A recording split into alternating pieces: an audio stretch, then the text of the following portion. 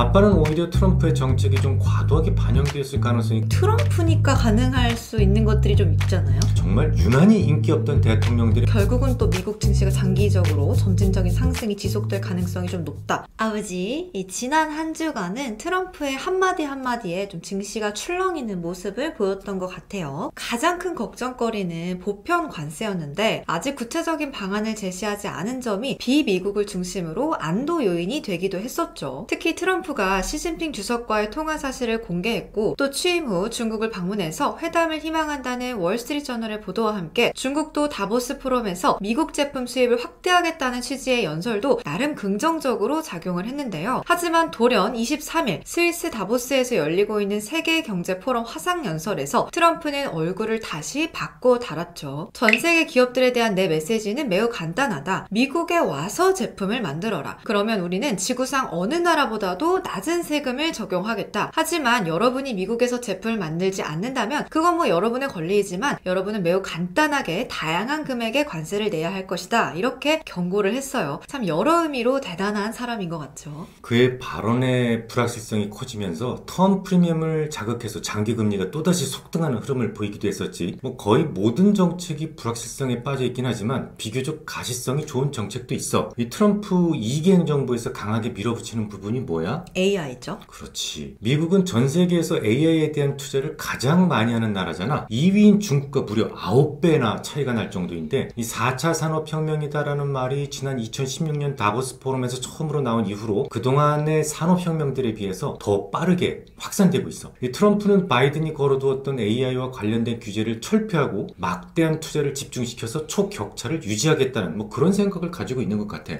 트럼프가 오픈 AI 그리고 오라클, 소프트뱅크 등이 참여하는 민간 합작 AI 인프라 벤처 스타게이트 출범을 예고를 했잖아요. 최초 1,000억 달러의 자금을 모아서 텍사스에 데이터 센터를 건립하는 걸 시작으로 앞으로 4년에 걸쳐서 최대 5,000억 달러를 투자해서 AI 초격차를 유지하려는 전략인데요. 뭐 그만한 돈이 있냐 뭐 없냐를 두고 일론 머스크와 샘 올트먼 사이에서 가벼운 설전이 있기도 했는데 뭐 일단 시장에는 이 소식이 전해지면서 살짝 흥분 상태가 되지 않았나 싶어요. 맞아. 뭐 설비 투자 확대 과정에서 AI 반도체뿐만 아니라 전력기기 중심 수혜가 장기간 이어질 것으로 기대하는 매수세가 집중되기도 했었어. 하지만 여전히 트럼프의 정책이 금리와 물가에 미치는 영향이 불확실한 상황이야. 이와 관련해서 블랙록의 CEO 레리 핑크가 이런 말을 했는데 나는 조심스럽게 낙관적이지만 꽤 나쁠 수 있는 시나리오도 있다. 트럼프가 모든 민간 자본을 해지한다면 우리는 엄청나게 성장하겠지만 동시에 그중 일부는 새로운 인플레이션 압력을 생성할 것이다. 나는 그것이 아직 시장에 반영되지 않은 리스크라고 믿는다. 채권 시장은 우리가 어디로 향하고 있는지 말해줄 것이다. 우리가 주의해야 하는 매우 큰 인플레이션 압력이 일부 있다. 그것이 어떻게 전개되는지에 따라서 인플레이션 문제로 기준금리를 훨씬 더 높여야 하는 시나리오가 생길 수도 있다. 그것은 증시에 매우 부정적인 영향을 줄 것이다. 10년물 국채금리가 5% 레벨을 다시 시험할 가능성이 있고 인플레이션이 유의면 방식으로 재가속된다면 5.5%도 가능한데 그럴 경우 그것은 증시에 충격이 될 것이다. 이렇게 정말 무시무시하게 얘기를 했다고. 이 5.5%는 진짜 듣기만 해도 좀 무서운 것 같아요. 정말 레리 핑크의 발언처럼 5.5%까지 금리가 오른다면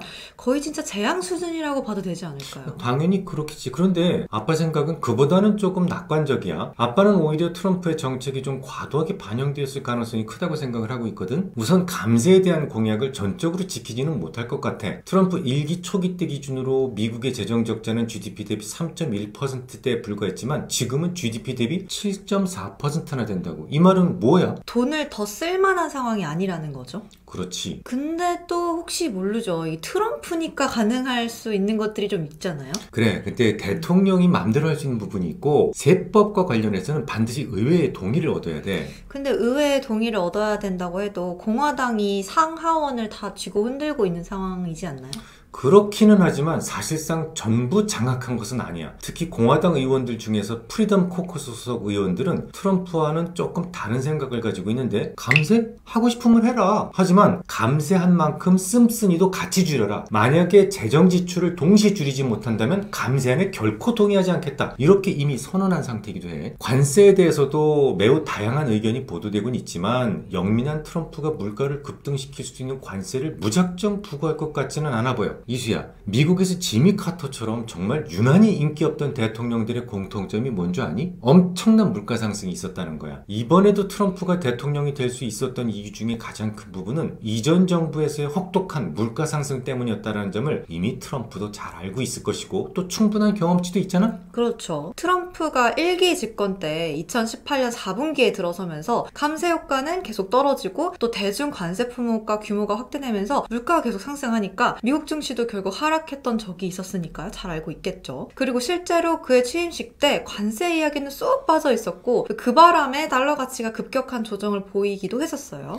물론 감세라든지 관세가 아예 없을 것이다 라고 주장하는 거 아니야. 분명히 하자고. 관세나 감세는 분명 그의 이기 정권에서 자주 등장할 것이고 또 그때마다 주가도 금리와 함께 자주 출렁이게 될 거야. 그러니까 하지만 궁극적으로 그가 호언장담을 했던 것만큼 그걸 다 모두 이루지는 못할 거라는 말씀인 거잖아요. 바로 그거야. 만약에 아빠 생각이 맞다면 장기적으로 트럼프의 불확실성으로 인해 반영된 텀 프리미엄은 조금이나마 조금씩 감소할 수도 있을 거야. 장기적으로 볼 때 금리는 이미 고점이거나 고점 주변에 와 있을 가능성이 높다는 거고, 그리고 좀 금리가 점진적으로 하락한다면 결국은 또 미국 증시가 장기적으로 점진적인 상승이 지속될 가능성이 좀 높다. 이런 걸 의미를 하겠네요. 그렇지. 금리하고 주가하고는 반대로 움직이니까.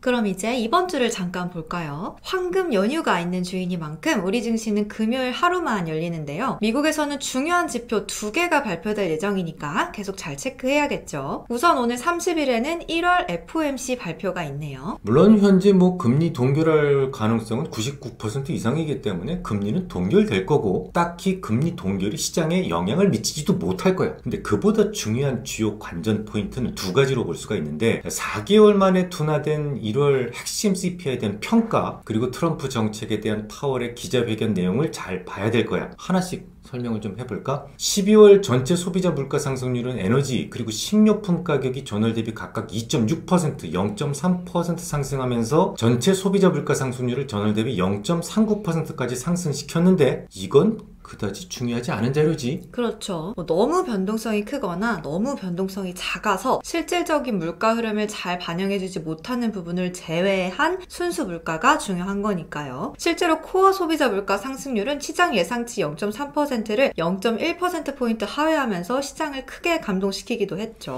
맞아. 이에 대해서 이걸 일회성으로 판단을 할지 아니면 지속성 있는 물가의 경로로 판단할지 연준의 평가를 잘 살펴봐야 될 거야. 그리고 또 호전적인 트럼프가 아주 단호하게 금리 인하를 요구하겠다고 그렇게 밝혔었는데 이거는 정말 자칫 연준의 독립성을 저해할 수도 있는 굉장히 위험한 발언이기도 하잖아요. 그리고 사실 저는 턱도 없는 요구라고 생각이 되기는 하는데요. 그렇지만 실제로 올해 금리 인하의 시기가 기존 7월에서 6월로 앞당겨지기도 했어요. 작긴 하지만 금융시장에서는 나름대로 반응이 있기는 했던 거죠. 이에 대해서 연준이 들은 채도 안 할지 아니면 어떤 코멘트를 통해서 트럼프와 정면으로 기싸움을 벌일지 진짜 궁금한 부분인 것 같아요.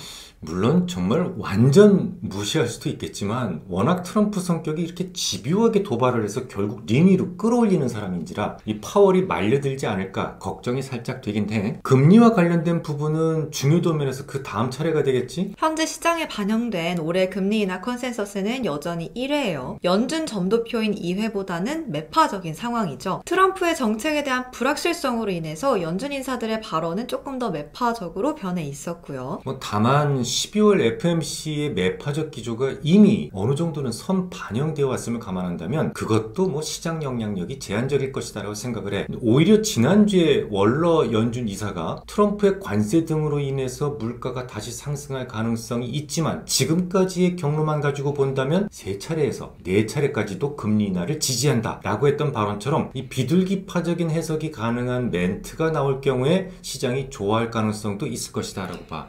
그러니까 결론적으로 매파적 발언에 먼저 노출이 됐었기 때문에 매파적 발언은 시장을 끌어내리지는 못할 거고 대신에 온건한 발언이 나온다면 오히려 시장이 반길 수도 있겠네요. 그렇지. 다만 이번 주 FMC에서 가장 변수라면 역시 이번에도 또 트럼프의 도전적 발언이야. 그의 발언이 정면 충돌로만 불거지지 않아야 된다라는 전제가 필요해. 다음으로 31일에는 미국 PC 물가지표 발표가 예정이 되어 있네요. 시장 컨센서스는 12월 전년 동기 대비 2.5%로 전월에 2.4% 대비 반등이 예상이 되고 있어요. 12월 뭐 CPI라든지 PPI처럼 예상치를 좀 하회해 준다면 디스인플레이션에 대한 경로에 대해서 좀 시장이 안도할 가능성이 좀 있다고 봐야 되겠지? 중국에서는 1월 국가통계국 PMI가 예정이 되어 있죠. 제조업과 비제조업 모두 전월 수준을 유지할 걸로 예상이 되고 있어요. 네, 뭐 그건 그렇게 그닥 큰 의미는 없다고 봐. 이미 트럼프 이전과 트럼프 이후가 달라질 것이다라고 모든 사람이 생각을 했기 때문에 트럼프가 되기 전에, 그러니까 관세 부과를 앞두고 좀 미리 좀 밀어내자. 선제적 수요 유입이 이루어졌잖아. 트럼프가 돌아온 이후로는 밀어내기 했던 부분에서 오히려 다소 위축되는 모습을 보일 수도 있을 거야. 이번 주는 중요한 두 가지 관전 포인트라고 말씀을 해주셨던 4개월 만에 둔화된 1월 핵심 CPI에 대한 연준의 평가, 그리고 트럼프 정책에 대한 파월의 기자회견 내용을 잘 체크하는 게 중요하겠죠. 그 중에서도 이 정부와는 철저히 분리된 기관인 연준마저 쥐고 흔들려고 하는 이 트럼프의 말에 과연 연준 의장 파월이 어떻게 반응할지 보는 것이 핵심이 될 것 같네요. 자, 그럼 오늘은 여기까지만 하고 마무리하도록 하겠습니다. 사랑하는 사람들과 함께, 그리고 혼자여도 어디서나 행복하고 평온한 설날 보내시길 바랄게요. 그럼 안녕!